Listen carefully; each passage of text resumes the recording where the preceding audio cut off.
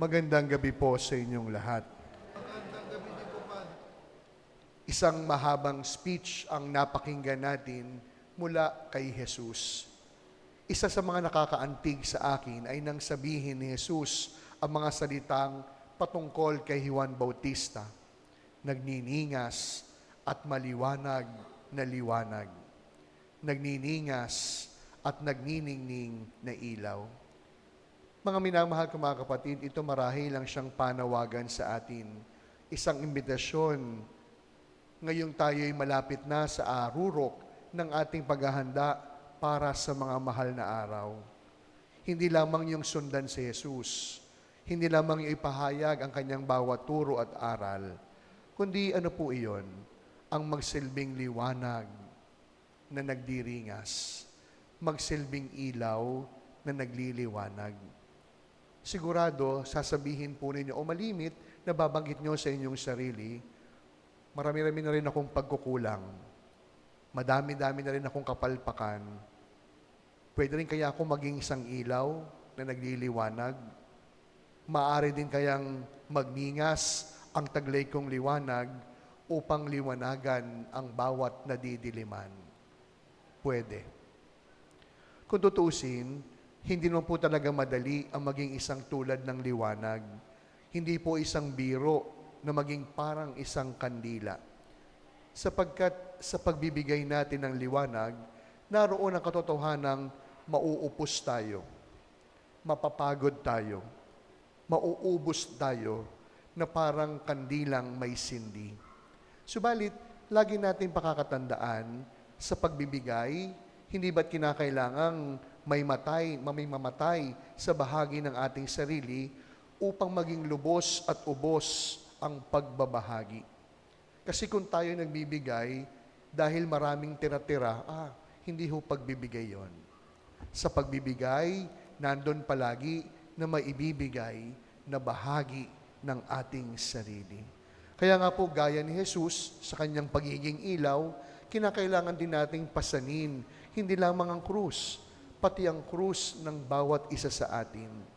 Sa kanyang pagbibigay ng sarili, ang malagim na kalbaryo ang siyang naging hantungan ng lahat ng ito. Kaya nga po, ang tanong sa atin ngayon, ano po ba yung pagkamatay o pagiging ilaw na ipinagbibigay paanyaya sa atin ni Jesus? Nariyang pagkamatay sa sariling kainggitan, nariyan yung pagkamatay sa kasinungalingan. Alam nyo, sa panahon natin ngayon, akala natin minsan yung pagsisinungaling, kasalanan lang ng mga batang maliliit. Malimit po, no? Kapag nagsinungaling, ang unang aalamin, sino yung nagsisinungaling?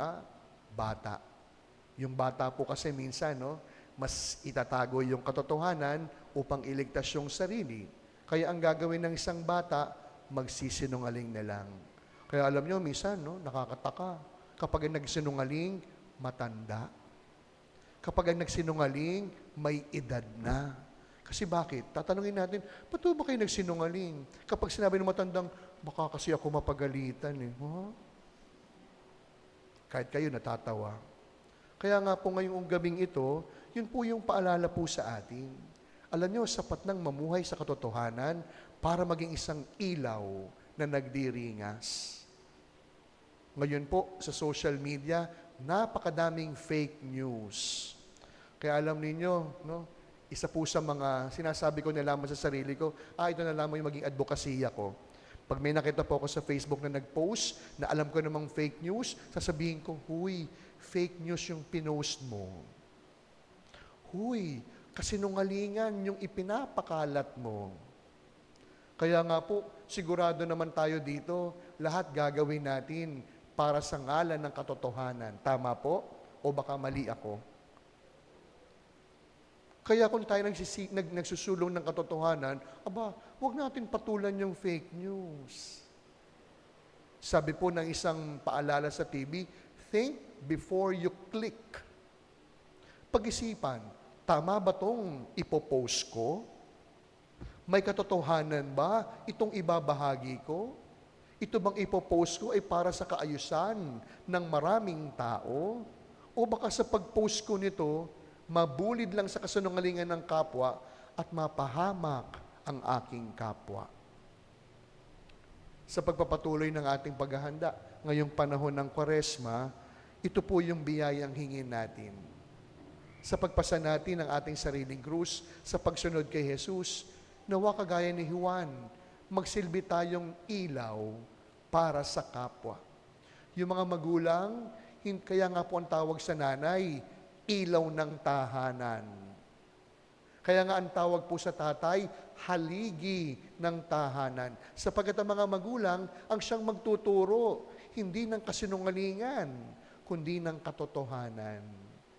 Mga nanay, tatandaan ninyo, kayo po'y ilaw sa tahanan, hindi ilaw sa lansangan. Hindi kayo mga poste. Kayo'y mga ilaw sa loob ng tahanan. At ang unang gawain ng ilaw, magliwanag sa nadidiliman. Kaya ngayong gabing ito, kung meron man tayong dapat gawing advocacy, no to fake news. No to lying. Kung alam mong kasinungalingan, huwag mo nang ipopost. Kung alam mong hindi naman makatotohanan, huwag mo nang ibabahagi.